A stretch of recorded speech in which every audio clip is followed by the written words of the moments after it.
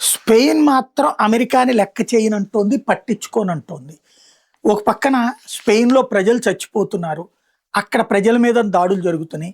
స్పెయిన్‌ని ఆక్రమించుకుంటున్నారు Morocco నుంచి వచ్చినటువంటోళ్ళు. ఓపెన్‌గా లక్షలాది మంది వచ్చి చొరబడితే, తమ వాళ్ళని తమే కాపాడుకోకపోతే, ఆ ప్రజలే తిరగబడి తమ ఆస్తుల్ని తాము కాపాడుకోవాల్సొస్తుంది. ఒక నిరంతరం గొడవ నడుస్తుంది.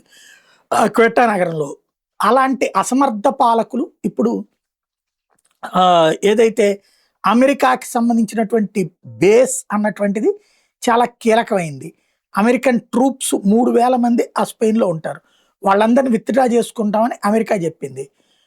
ఎందుకు అంటే ఇరాన్ మీద దాడి చేస్తున్నప్పుడు అక్కడ పార్కింగ్‌కి అలౌ చేయకపోవడంతో. దాంతో బేస్ తీసేస్తామంది.